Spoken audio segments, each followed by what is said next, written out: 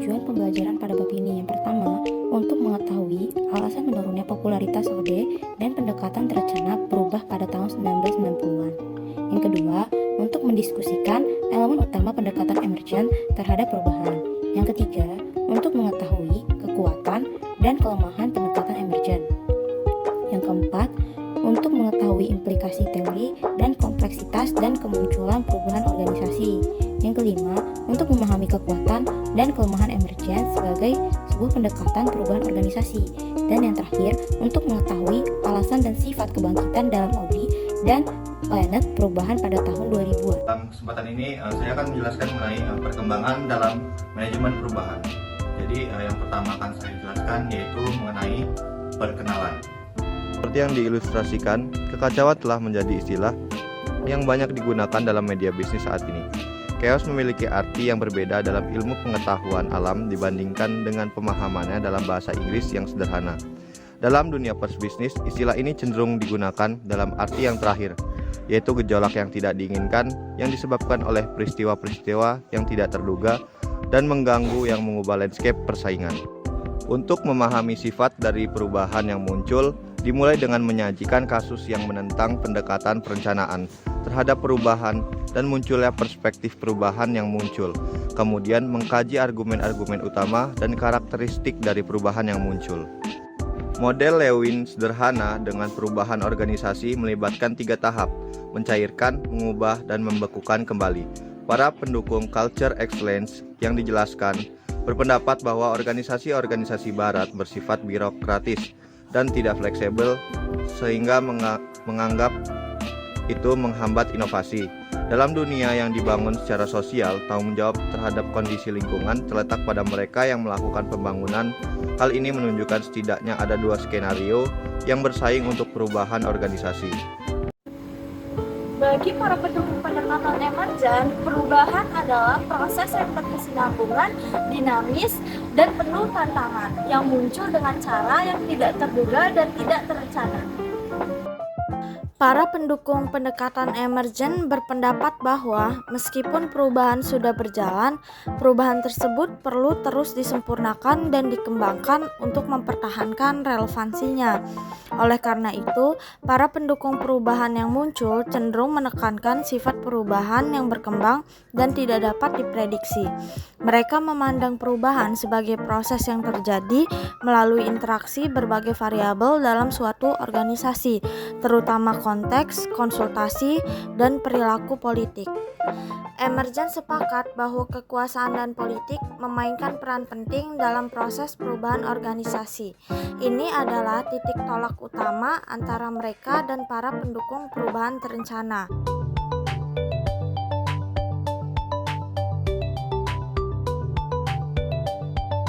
Nah, yang pertama itu pengambilan keputusan. Hal ini tuh mencakup visi dan kemampuan untuk mengumpulkan dan memanfaatkan informasi dalam memahami konsekuensi praktis dan politik. Lalu yang kedua itu ada pembangunan koalisi. Nah, ini mencakup keterampilan yang diperlukan untuk mendapatkan dukungan dan sumber daya yang diperlukan untuk melaksanakan keputusan. Lalu yang ketiga itu mencapai tindakan.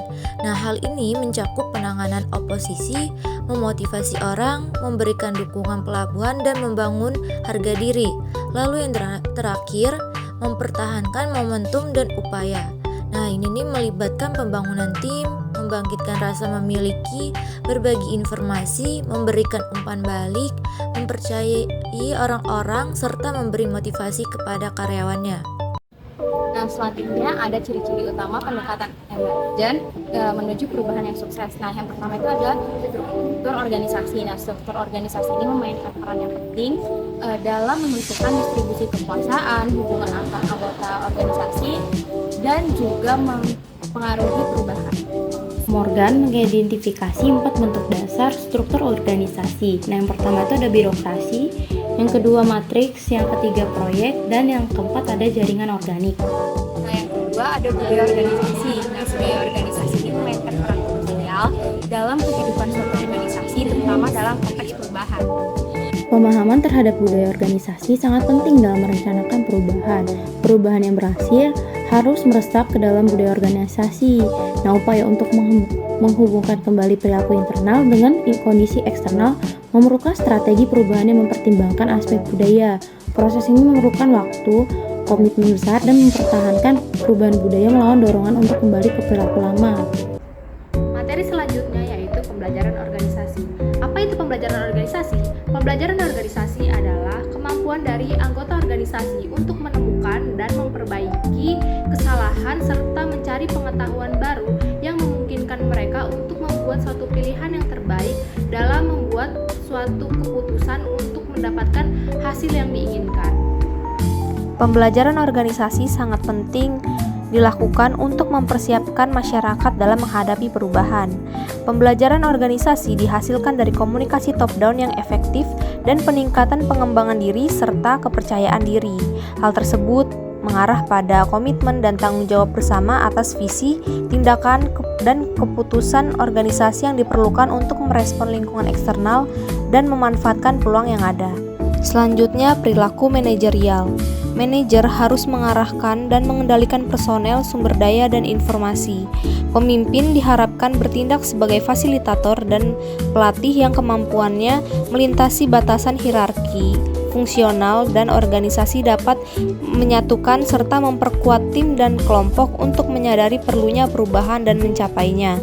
Dalam pendekatan ini, manajer adalah satu-satunya pihak yang memiliki keahlian, pengetahuan, dan wewenang hukum untuk memutuskan bagaimana dan kapan melakukan perubahan.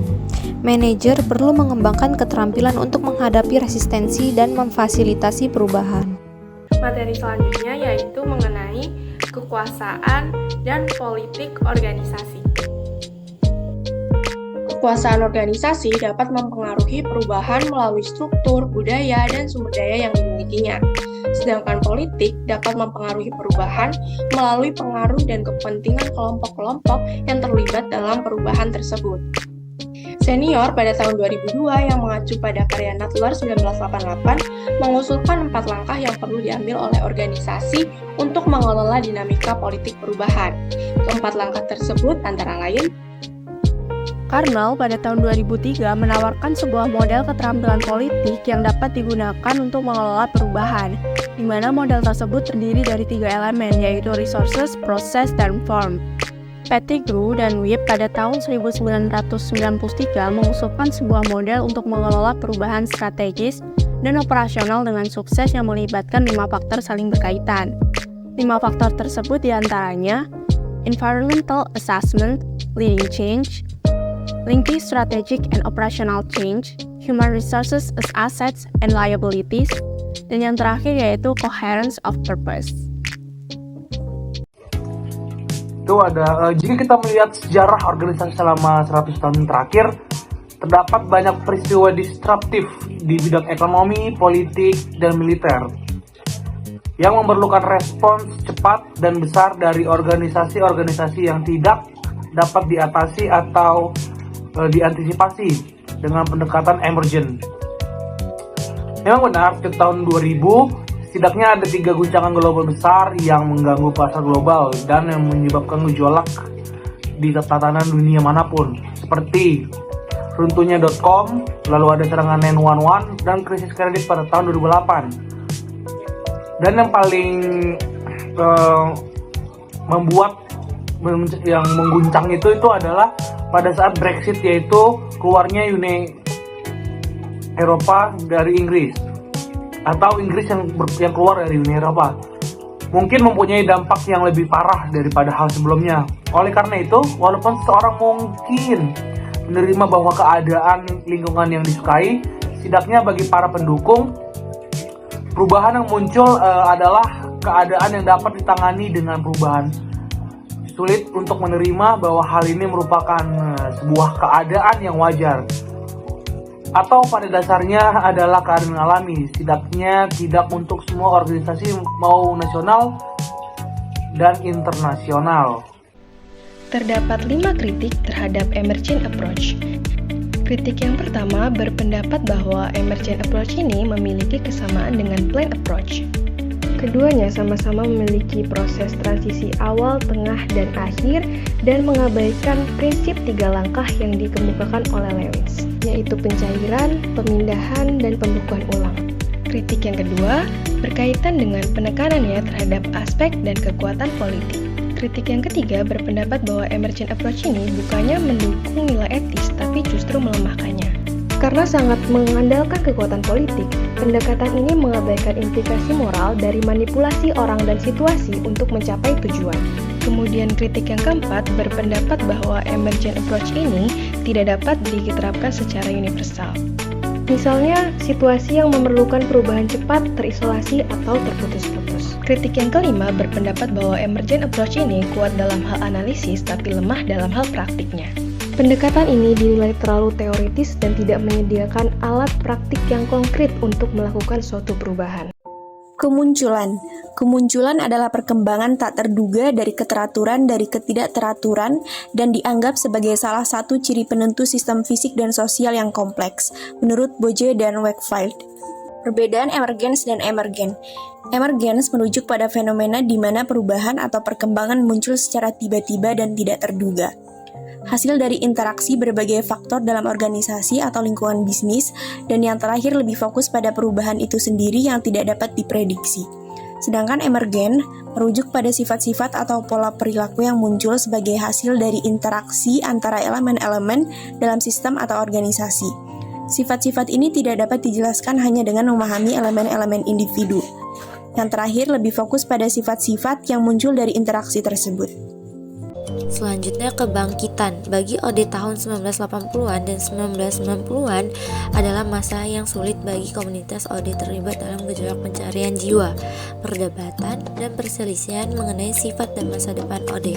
Namun, meskipun banyak kritik dan keraguan terhadap diri sendiri, pada tahun 1990-an terjadi 2 perkembangan besar yang membawa pada dukungan baru terhadap Lewin dan Ode. Yang pertama, generasi sarjana baru mulai menaruh perhatian kritis dan secara mengejutkan mendukung karya. Penulis lain juga membuat klaim atas relevansi berkelanjutan dari karya Lewin. Ketika menilai kembali perubahan yang direncanakan, juga mengamati bahwa banyak kritikus Lewin yang tampaknya salah membaca atau mungkin bahkan tidak membaca karyanya, sehingga menghasilkan gambaran yang sederhana dan menyesatkan tentang kontribusi Lewin di bidang tersebut. Kesimpulannya, organisasi hadir dalam berbagai bentuk dan ukuran, menyediakan beragam produk dan layanan, dan menghadapi beragam tantangan.